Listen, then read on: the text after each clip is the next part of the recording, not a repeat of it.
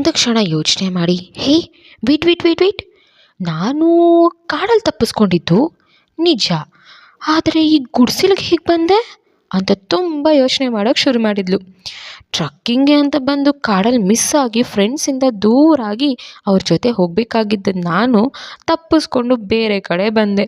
ನನಗೆ ಸ್ವಲ್ಪನಾದರೂ ಧೈರ್ಯ ಇರಬೇಕಲ್ವಾ? ಹುಲಿ ನೋಡಿಲ್ಲ, ಸಿಂಹ ನೋಡಿಲ್ಲ, ಅಟ್ಲೀಸ್ಟ್ ಚಿರತೆನೂ ನೋಡಿಲ್ಲ. ಯಾವುದು ಕೋತಿ ನೋಡಿ ಕಾಲು ಜಾರಿ ಬೆಟ್ಟದ ಕಣಿವೆ ಬಳಿ ಬಂದು ಬಿದ್ದೆ.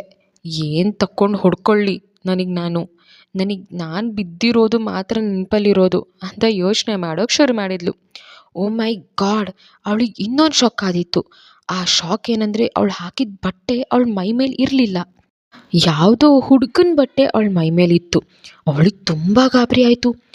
ಈ ಕಾಡಲ್ಲಿ, ಅದು ಈ ಡಬ್ಬಾ ಕಾಡಲ್ಲಿ ಹುಡುಗಿಯರನ್ನ ಕಿಡ್ನಾಪ್ ಏನಾದರೂ ಮಾಡ್ತಾರಾ ಅಂತ ಯೋಚನೆ ಮಾಡ್ತಾ, ಹಾಗಾದರೆ ನನ್ನ ಯಾರಾದರೂ ಚಿಚಿ ಚಿಚಿ ತುತು ತುತು ಹೀನಾ ಆಗೇನೂ ಆಗಿರಲ್ಲ ಅಂತ ಅವಳ ಬಾಡಿನ ಚೆಕ್ ಮಾಡಿದ್ಲು.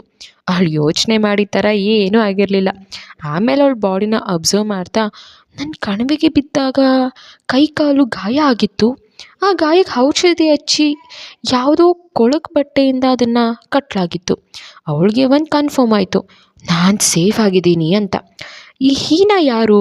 ಅವಳು ಆ ಕಾಡಿಗೆ ಯಾಕೆ ಬಂದಳು? ಅವಳನ್ನು ಯಾರು ಸೇವ್ ಮಾಡಿದ್ರು?